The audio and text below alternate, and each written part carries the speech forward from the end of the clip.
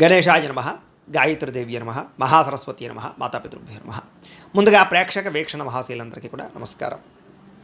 15వ తారీఖు ఫిబ్రవరి 2026 నుండి 21వ తారీఖు ఫిబ్రవరి 2026 వరకు కూడా ఈ వారం ద్వాదశ రాశుల వారికి కూడా ఎలా ఉండబోతుందో చూద్దాం.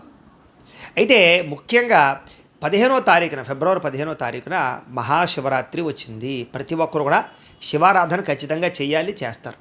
అయితే ఆ రోజున మా పీఠంలో ఈ శివరాత్రి సందర్భంగా ఉదయం నుంచి కూడా విఘ్నేశ్వర పూజ, పుణ్యాహవాచనము, పరిషత్తు, కృష్ణత్రయాలతో పాటుగా మహన్యాసపూర్వక శివుడికి ఏకాదశ రుద్రాభిషేకం చేయడం జరుగుతుంది. అలాగే పంచాక్షరి మూల మంత్రాన్ని కూడా విశేషంగా జపం చేయించడం జరుగుతుంది. అలాగే గణపతి, లక్ష్మీ గణపతి, గాయత్రి, నవగ్రహ రుద్రహోమాలు చేయించడం జరుగుతుంది. అంతేకాదు ప్రదోషకాలు అంటే రాత్రి సమయంలో లింగోద్భవకాలలో కూడా ఈశ్వరుడికి విశేషంగా అభిషేకం చేయించడం జరుగుతుంది. మొత్తం అనేక రకాల 108 రకాల మూలికా ద్రవ్యాలతోటి ఇవన్నీ చేయించిన తర్వాత వీటికి సంబంధించినటువంటి ప్రసాదాన్ని మీకు కొరియర్ ద్వారా పంపించే ప్రయత్నం కూడా చేస్తాం. కాబట్టి ప్రతి ఒక్కరు కూడా ఈ శివరాత్రి రోజు చేసేటటువంటి అద్భుతమైనటువంటి ప్రక్రియలో అందరూ పాల్గొనవచ్చు. దీనికి మీ గోత్రాల పేర్లు మాకు తెలియజేసినట్లయితే మీ గోత్రాల పేర్లు మేము రాసుకుని ఈ యొక్క అభిషేకాలు, పూజలు, హోమాలన్నీ నిర్వర్తింపచేసి వాటికి సంబంధించినటువంటి ప్రసాదాన్ని మీకు కొరియర్ ద్వారా పంపించే ప్రయత్నం చేస్తాం.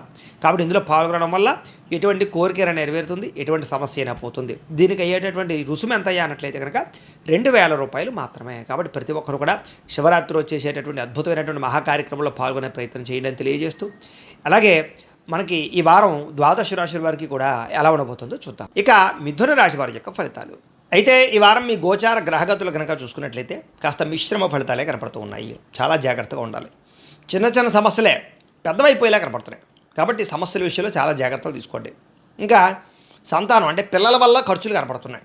అలాగే పిల్లలకు సంబంధించినటువంటి చదువులు కానీ, వ్యవహారాలు కానీ కొంచెం మిమ్మల్ని ఇబ్బంది పెట్టే అవకాశాలు ఉన్నాయి. ముఖ్యంగా విరక్తి ఆలోచనలు కనపడుతున్నాయి, ముఖ్యంగా జీవితం మీద.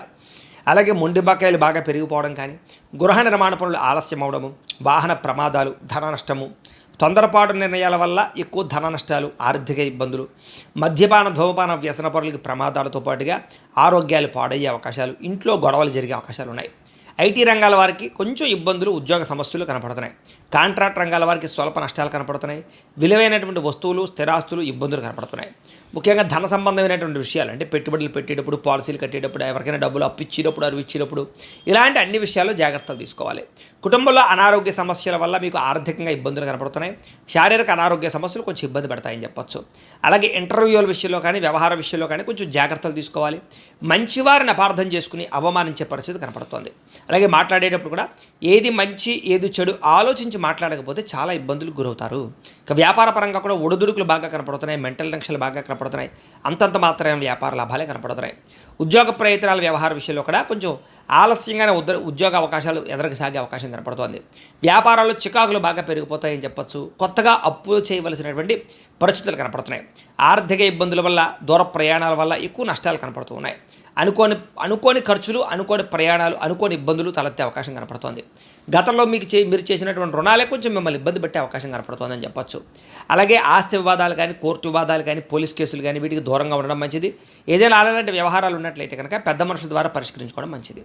ఈ ఎన్ఆర్ఐలు అంటే ఇతర దేశాల్లో ఉండే భారతీయులందరూ కూడా ఆర్థిక ఇబ్బందులు, ఉద్యోగ సమస్యలు, గండాలు కనపడుతున్నాయి. ఇష్టమైన వాళ్ళతో వివాహపరమైనటువంటి అవకాశాలు చెడిపోయే అవకాశం కనపడుతోంది.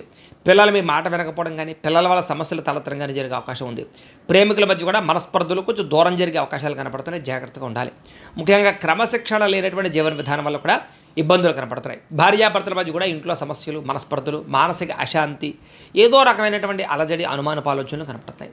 విద్యార్థులు కూడా ఎక్కువ సమయం సెల్ ఫోన్లు, టీవీలు చూడడం వల్ల, లేకపోతే సెల్ ఫోన్ వ్యామోహాల వల్ల, ప్రేమ వ్యామోహాల వల్ల ఇబ్బందులు ఉన్నాయి. చదువు విషయంలో ఎక్కువ శ్రద్ధ పెట్టాలి. ఉద్యోగస్తులకి ఉద్దేశపూర్వకంగానే ఉద్యోగపరంగా కొంతమంది మిమ్మల్ని ఇబ్బంది పెడతారు. జాగ్రత్తగా ఉండాలి. ఉద్యోగ కార్యాలయాల్లో పని ఒత్తిడి చాలా అధికమవుతుంది.